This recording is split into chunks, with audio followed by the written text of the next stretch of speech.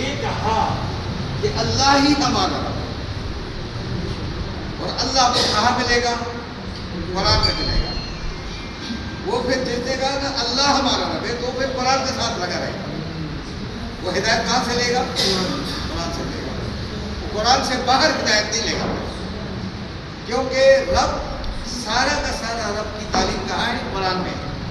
جس نے یہ کہا اللہ ہی ہمارا رب ہے، تو اللہ کا قانون کس میں ہے؟ قرآن میں۔ پھر اللہ فرماتا ہے ثم استقاموا، یہ ایک دن کا اقرار نہیں ہے، پھر ہمیشہ اس بات پر جم گئے۔ جو لوگ اس طرح کا اقرار میرے ساتھ کریں گے تو میری طرف سے کیا ہوگا؟ اب جو اتنا خوش نصیب آدمی جس کی روح اتنی بہترین ہو گئی، جس نے اللہ کے ساتھ اپنے باپ کو جوڑا، تو اس میں پاکی آ گئی یا نہیں آ گئی؟ تو پاکیزہ لوگوں میں رہے گا۔ لیکن جو گندا ہو جائے اوپر سے، تو اس کے اوپر کیا آئے گی؟ گندگی، مکھی آئے گی یا نہیں آئے گی؟ مکھیاں کہاں جاتی؟ گندگی میں جاتی ہے۔ تو ایک آدمی چرسی ہو گیا تو چرسی کی طرف جائے گا، اس کے ساتھ چرسی لوگ مل جائیں گے، آپ کو پتہ نہیں چلے گا، وہ یہاں لوگوں کو اتنا پتہ چل جائے گا کہ یہ چرسی ہے۔ لیکن جو اللہ والے بن گئے، اللہ کے فرشتے ان کو ڈھونڈتے ہیں کہ یہ کہاں ہے، تو جو ہی ان کے اندر یہ صفت بیدار ہو جاتی ہے، فرشتے ان کے ساتھ کیا ہو جاتے ہیں؟ مل جاتے ہیں، جڑ جاتے ہیں۔ اور فرشتے کیا ہے؟ یہ فرشتے تنزل اترتے ہیں، پر کیا فرشتے؟ اب یہ فرشتہ جو ہے یہ ملک ہے، اس کی جمع ملائک۔ ملک کہتے ہیں پاور، یعنی اتنا پاور پاتا ہے کہ اس کے قریب کوئی گندی چیز نہیں آ سکتی، یعنی اتنا طاقتور ہو جاتا ہے، یعنی ملک، مملکت، حکومت اس کے پاس آتی ہے، تو اس کے پاس غلط لوگ جو ہے وہ پھر نہیں آ سکتے۔ اچھا، یہ جو ملائکہ ہے یہ پوشیدہ مخلوق ہے، اور یہ ہیڈن پاور ہے۔ کیا ہے؟ پاور۔ اچھا، ملائک کی سب سے بڑی صفت کیا ہے؟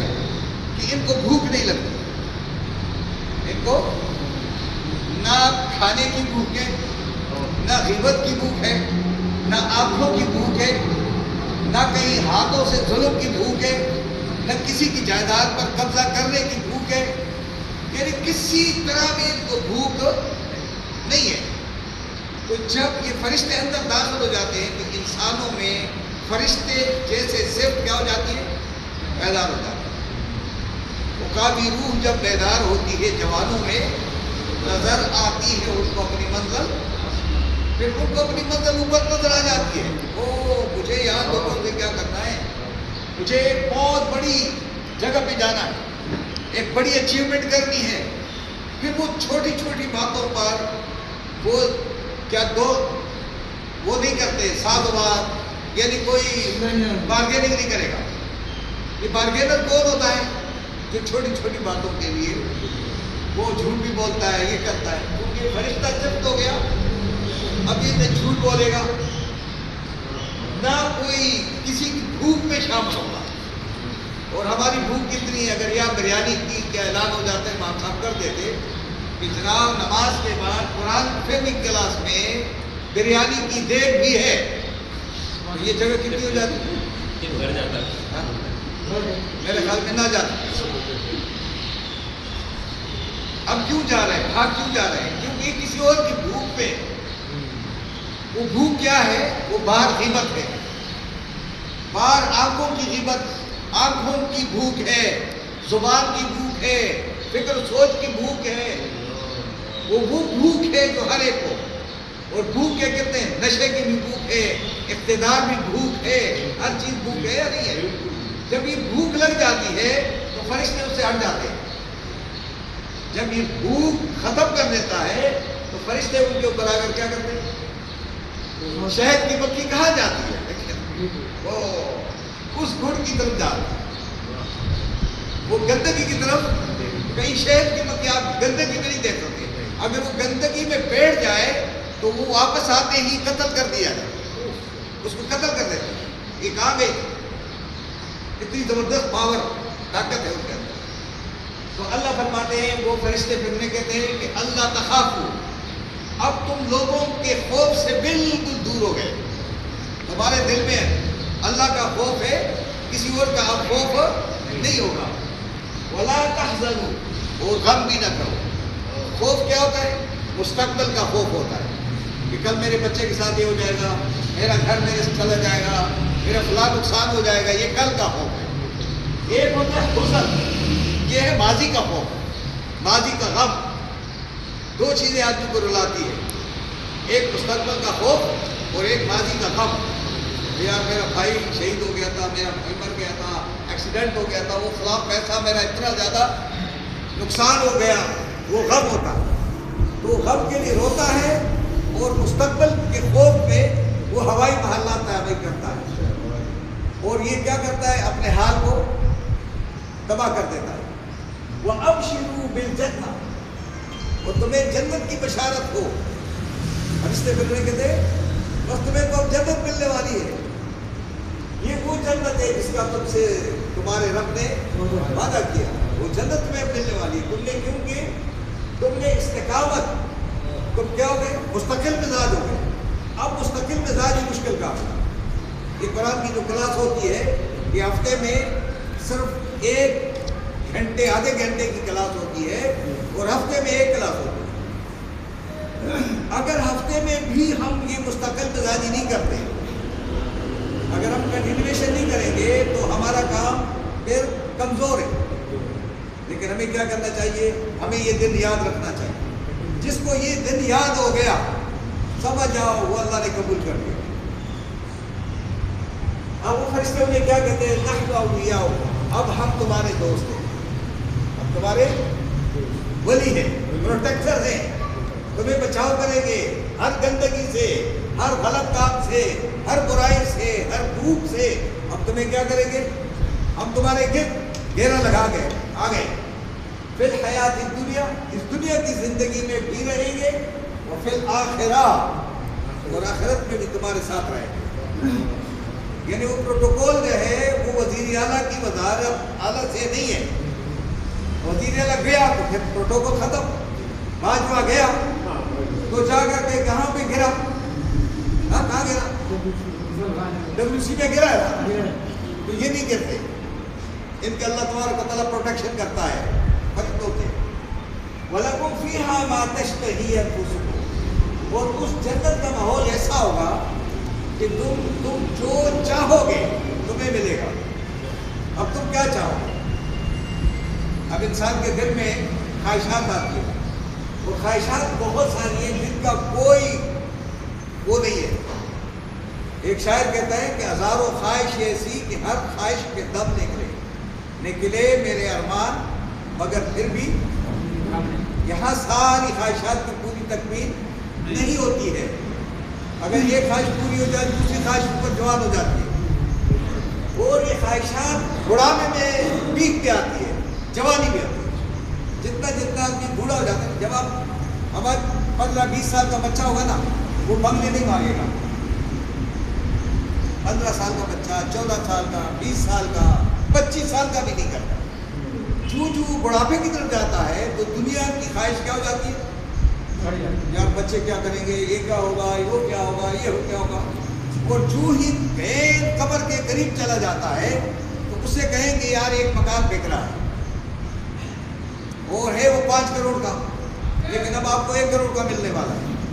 تو کہہ رہے جلدی بتا دو یار. وہ کون کہے گا؟ جو دنیا سے جانے والا. لیکن نوجوان نہیں کہے, نوجوان کو پتہ ہی نہیں, وہ اپنی کھیل کود میں ہے, ادھر ادھر کے کاموں میں. لیکن بڑھاپے میں لالچ کیا ہو جاتی ہے؟ جوانی پہ. وَلَكُمْ فِيهَا مَا تَدَّعُونَ, اور پھر اس جنت میں تم جو چاہو گے تمہیں تمہاری ہر آرزو اور تمنا کی تکمیل کی جائے گی. دنیا میں تمہاری آرزو کی تکمیل نہیں ہوگی. کہاں ہوگی؟ لیکن کس وجہ سے ہوگی کہ تم نے یہ کام کیا, تم جم گئے, تمہیں اللہ نے قبول کر لیا. اور اللہ فرماتے ہیں کہ جب تمہارا یہ سب کام میں کروں گا نا تو تم میرے مہمان ہوں گے. تم کیا ہوگے؟ اور غفور الرحیم تمہارا کیا ہوگا؟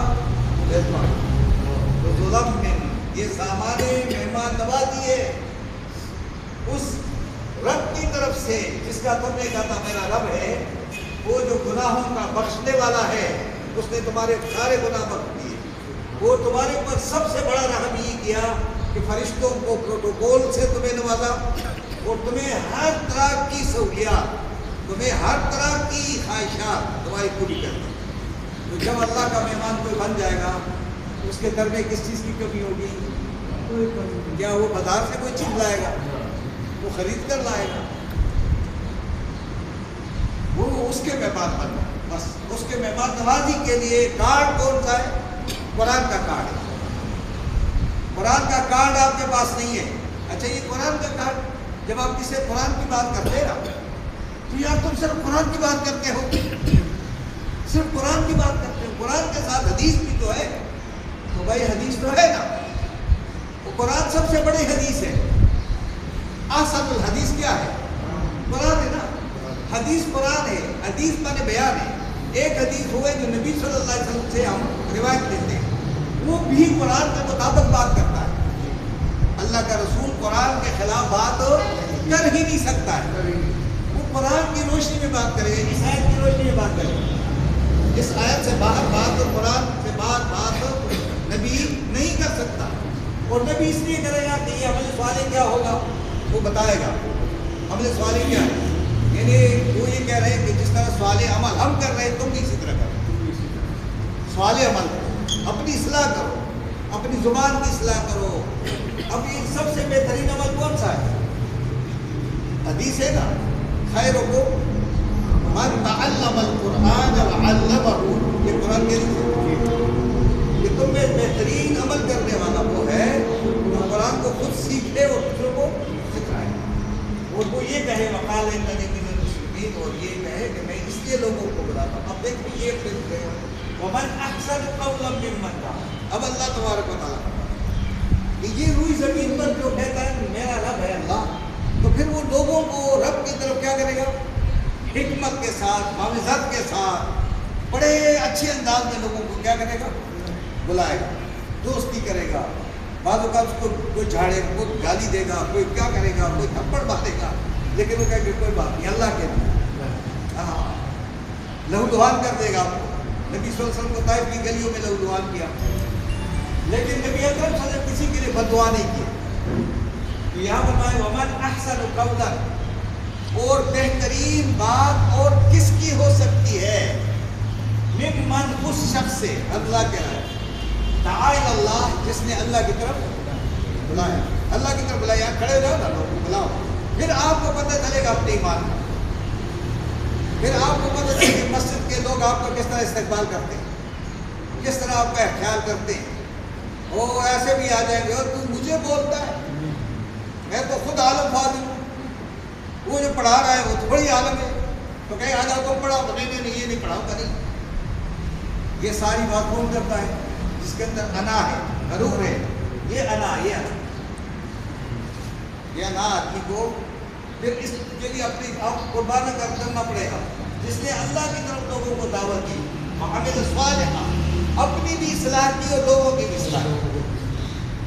وقال اننی من المسلمین، اور اس نے کہا میں یہ کام اس لیے کر رہا ہوں کہ ایک مسلمان کی حیثیت سے میرا یہ فرض بنتا ہے. میں مسلمانوں میں سے ہوں، اور مسلمانوں کا کام یہ ہے کہ لوگوں کو اللہ کے کلام کی طرف، جب آپ اللہ کے کلام کی طرف لوگوں کو بلاؤ گے اللہ آپ کے اوپر رحمتیں برکتیں کرے گا. آپ کو فرشتوں کی محفل میں لائے گا، آپ کے گرد فرشتوں کا گھیرا لگ جائے گا، آپ کے اوپر کوئی حملہ نہیں کر سکے گا. آپ کی پروٹیکشن کون کر رہا ہوگا؟ جب اللہ پروٹیکٹر بن جائے تو آپ کو کس کی ضرورت ہے؟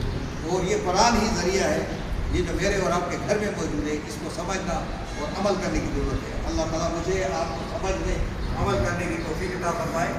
سبحان ربک رب العزت عما یصفون، وسلام علی المرسلین، والحمد للہ رب العالمین.